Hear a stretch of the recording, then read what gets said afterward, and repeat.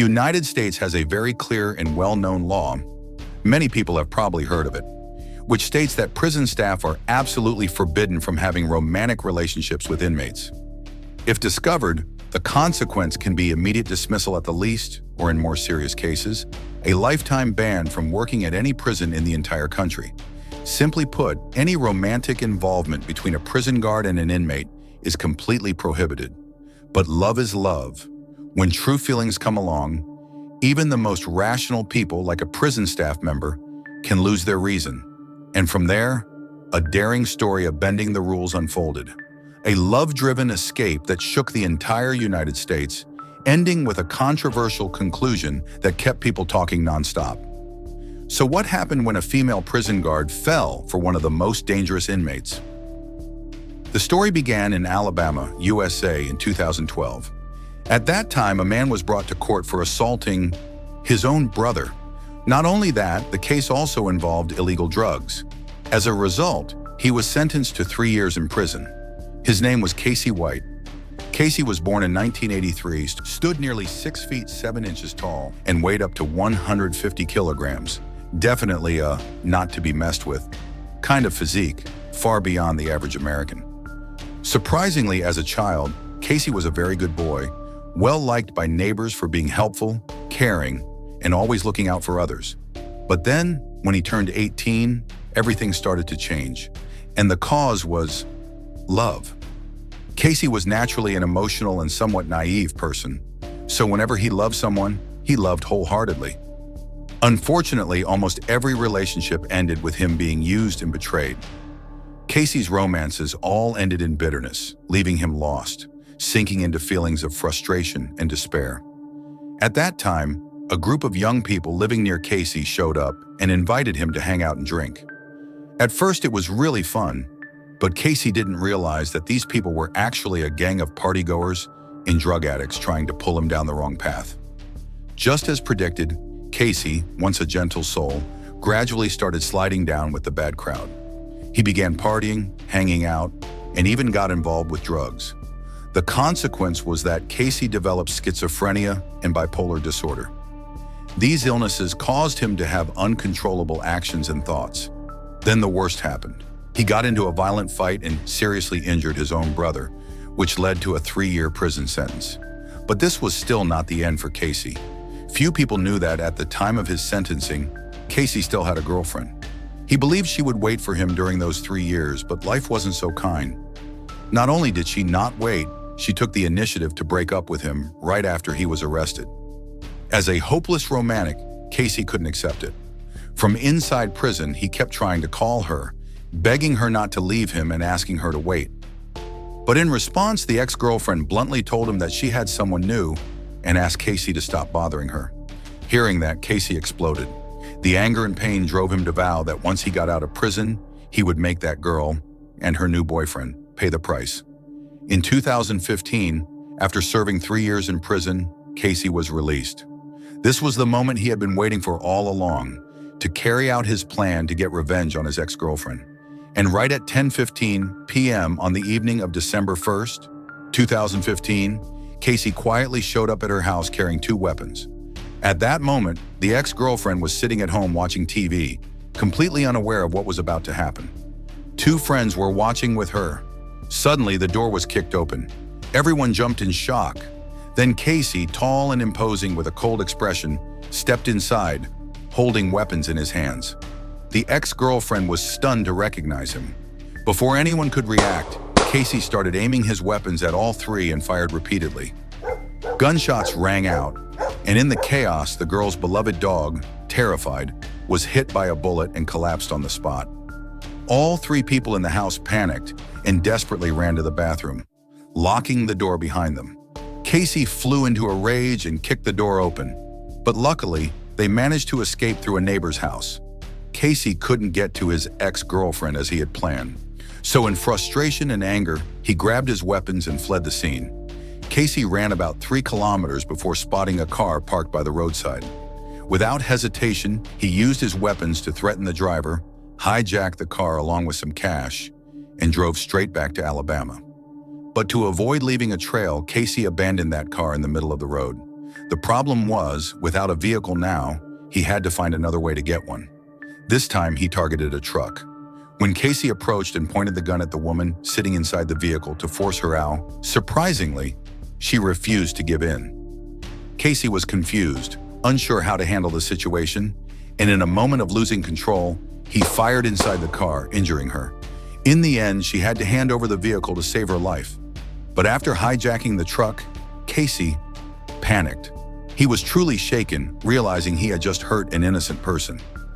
So Casey jumped into the truck, revved the engine, and sped away, leaving the victim behind. While fleeing to continue covering his tracks, Casey hijacked another vehicle, this time a Lincoln parked at a gas station. But that's when his bad luck began.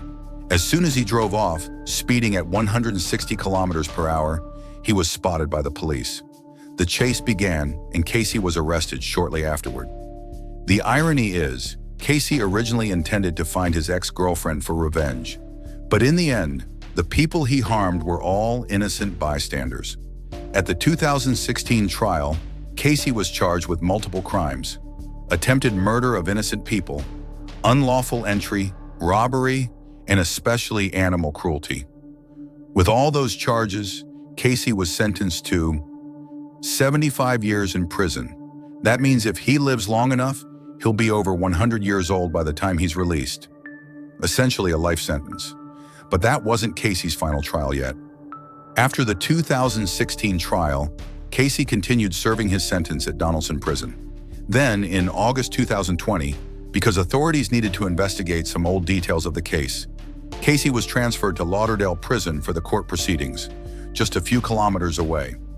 After several months of hearings in December 2020, Casey was transferred back to Donaldson to continue serving his long-term sentence. By 2022, just when the case seemed closed, Casey unexpectedly told the prison staff at Donaldson that he had an unsolved murder case he hadn't confessed to the police. Specifically, Casey said that in 2015, in Alabama, there was a brutal murder. The victim was an elderly woman named Connie Ridgway. She was viciously stabbed multiple times, and according to Casey, he was the perpetrator. Casey claimed he had been hired to kill her. However, the police didn't easily believe this claim. During the 4 years Casey spent in Donaldson Prison, he was frequently bullied and attacked by other inmates. They suspected Casey was trying to escape from this prison by confessing to the murder, hoping to be transferred elsewhere, perhaps to a more comfortable prison, or at least one where he would face fewer threats. Despite their doubts according to protocol, the police had to treat this confession as an important lead. So they decided to transfer Casey to Lauderdale Prison, a facility that houses inmates awaiting trial. This prison is only about a 10-minute drive from the courthouse, making it very convenient. The head of the prison there was a woman named Vicky White, 56 years old. Although she carried the last name White, it was actually her ex-husband's surname. When she was 36, she had married a man named Thomas White, but the marriage didn't last long due to his involvement with drugs. Even after their divorce, Vicky kept her ex-husband's surname and continued her career as a corrections officer. Vicky was an extremely serious and disciplined woman. With 17 years of experience in the profession, she was known for being tough, decisive, and relentless, always sticking firmly to what she pursued. Her colleagues respected her for her strong character, excellent leadership skills, and sharp thinking. In other words, Vicky was the embodiment of a steel woman in the high-pressure environment of the prison. Back to Casey. When he was transferred to Lauderdale, the records clearly stated he was an inmate serving a 75-year sentence and was awaiting trial for a suspected murder. With her experience handling all kinds of offenders, Vicky took the situation calmly. The intake process for Casey went smoothly, with nothing unusual. But just a few days later, an event shook the entire state of Alabama. On the morning of April 29, 2022, Vicky White, the veteran corrections officer, suddenly disappeared along with Casey, the inmate awaiting trial for murder. So, what really happened? That morning was Vicky's last working day before her official retirement. She entered the prison like any other day, with no one suspecting anything. Then Vicky announced that Casey needed to be taken to the courthouse for a psychological evaluation. Normally, escorting a dangerous inmate like him would require at least 2 officers. But that day, Vicky said she could handle it alone. Perhaps because it was her last day, everyone wanted to respect her, and no one made things difficult or questioned her. So around 9:30 in the morning, the vehicle carrying Casey and Vicky left the prison, heading toward the courthouse. Everything seemed completely normal.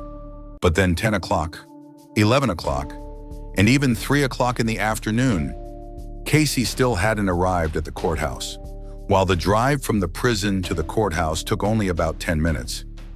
People began to sense something was wrong. Calling Vicky's phone went unanswered. At that moment, the entire prison system was truly shaken. When the news broke that Vicky had disappeared along with inmate Casey, the police's first reaction was fear that she might be in danger. After all, Vicky was nearly 60 years old, while Casey was tall and muscular, a former violent criminal. The police suspected that Casey might have overpowered her and escaped from prison. Immediately, a warning about a dangerous prison break was issued everywhere. But soon after, unusual details began to surface. First, escorting an extremely dangerous inmate like Casey, with only Vicky alone, was completely against regulations. According to proper procedure, there should always be 2 officers accompanying to ensure safety. Yet this time, it was only Vicky.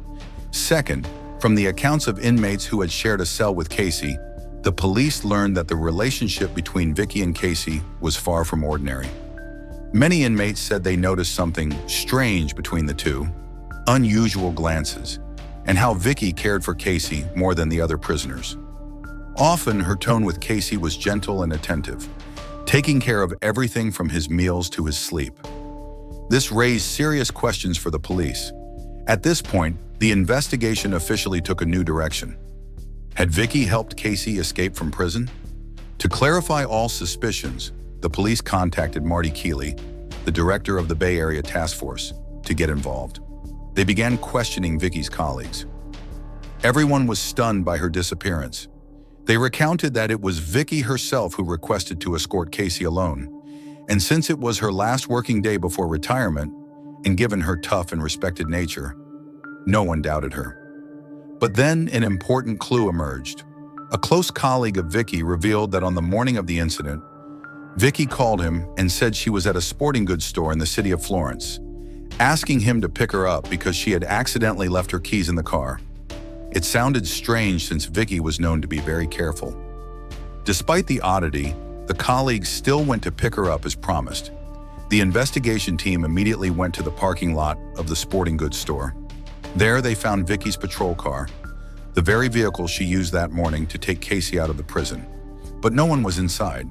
After reviewing the security cameras in the parking area, they discovered that Vicky and Casey had quickly left the patrol car and got into an orange Ford Edge parked right beside it. Clearly, this was not a case of coercion. This was a premeditated escape plan. At this point, the police were almost certain Vicky had helped Casey escape from prison. Continuing their investigation, the police contacted Vicky's family. Everyone was surprised. They said she showed no suspicious signs recently. Everything seemed normal, until a relative revealed that Vicky had quietly sold her house for just $95,000, far below the market value. In addition, she had sold her personal car and submitted an early retirement application. At that time, the family only thought she was preparing to rest, perhaps planning to travel somewhere after leaving her job. No one could have imagined that she was quietly preparing to escape alongside a murderer. After the initial key clues were revealed, the police were almost certain. Casey's prison escape involved Vicky's help, and she might even have been the mastermind behind the entire plan. At this point, the task force knew exactly who they were searching for: a tall, dangerous criminal accompanied by a veteran female prison guard, both traveling in an orange Ford Edge. The problem was, they didn't know whether the two had left Alabama yet. Wanted notices were broadcast nonstop. Photos of Vicky and Casey were plastered on billboards throughout the state and neighboring states. The police even released images of Casey's distinctive tattoos, so anyone who happened to see him could identify him more easily. A flood of tip-off calls started pouring in from all over, but unfortunately, they were all false alarms or cases of mistaken identity. Then a call from a tow truck driver in Tennessee brought a new breakthrough. He reported that a few days earlier, he had towed a broken-down Ford Edge to his impound lot, and it was still there. When the police went to Williamson County to check, they confirmed it was indeed the vehicle Casey and Vicky had used to escape. It turned out the Ford Edge had broken down on the road, forcing them to abandon it and find another way to continue their escape. That also means they must be traveling by another vehicle. But what kind of vehicle? The answer quickly came to light when the investigation team arrived at a small house in rural Tennessee, where several old cars and trucks had for sale signs on the lawn. They showed photos of Vicky and Casey to the homeowner, and the man immediately recognized the two people in the pictures. He said that a few days earlier, a tall man and a woman in her 50s came to buy a Ford F-150 pickup truck. Notably, it didn't have a license plate, but the buyers didn't seem to care. The transaction was quick. Cash payment, handover of keys, and they drove off. Fortunately, the seller had recorded the vehicle's VIN number. Based on this information, the police continued the manhunt. The next lead came from Evansville. A homeless man reported that he had once rented identification documents to a couple who used them to book a hotel room. When he saw the wanted posters on TV, he recognized the faces as exactly like Vicky and Casey, so he immediately called the police. Immediately after, the task force rushed to the area where the suspected couple was staying.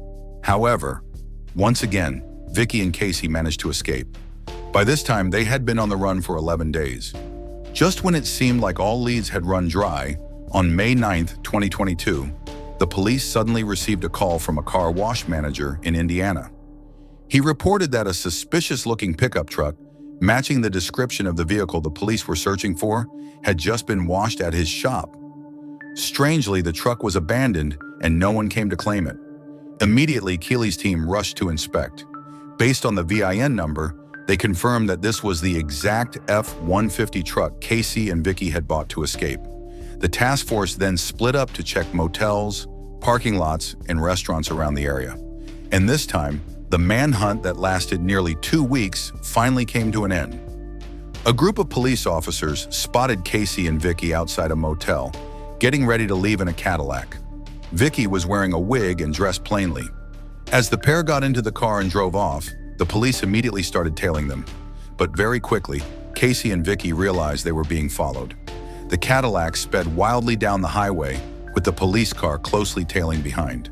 A thrilling, high-speed chase unfolded. Then, the pursuit ended when the police car forced Casey's vehicle off the road, causing it to flip onto its side. When the Cadillac flipped onto its side by the roadside, the police immediately got out of their vehicle and approached the scene. They smashed the window, pulled Casey out, handcuffed him, and arrested him on the spot. But just seconds later, they realized something was wrong with Vicky. She was lying motionless in the seat, blood flowing from her temple. Vicky had used her own weapon to end her life. The scene left the entire investigation team stunned into silence.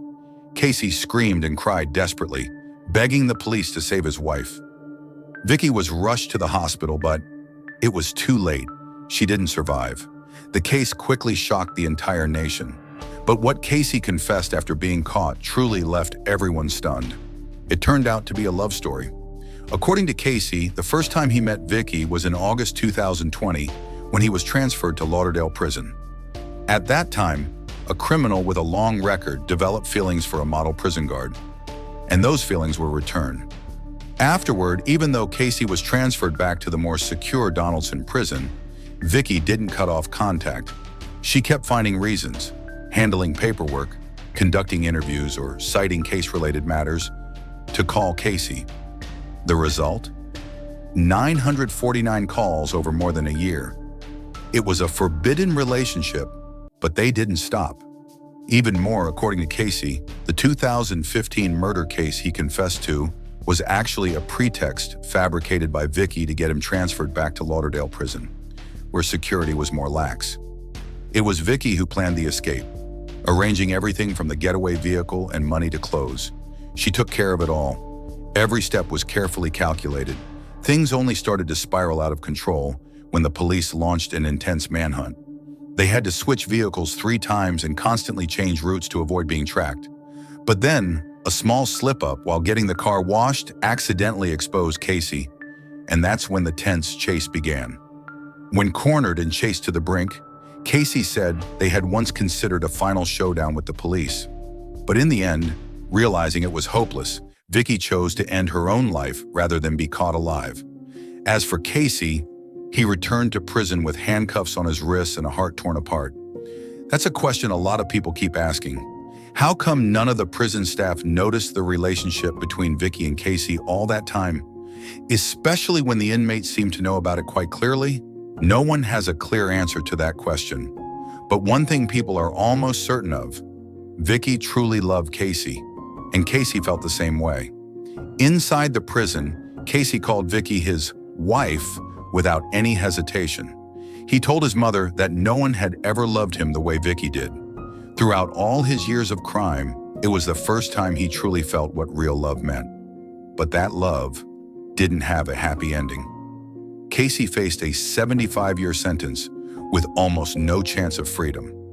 Vicky, once regarded by her colleagues as one of the most dedicated officers, chose to leave this world in despair and pain. Maybe because they knew that love had no way out, they risked everything, defying the law, morality, even their lives just to be together, even if only for a few brief days. On June 8, 2022, Casey's trial took place. In court, Casey apologized to Vicky's family. He said that things shouldn't have ended that way. Because he pled guilty and cooperated with the investigation, Casey was not charged in connection with Vicky's death, but he still had to continue serving a lengthy sentence for the prison escape. The story of Casey White and Vicky White, a couple, a prison break, and a tragic love story, leaves a haunting impression on everyone. Is it madness, a mistake, or simply proof of an eternal truth? When people truly love, they're willing to sacrifice everything, even their own lives.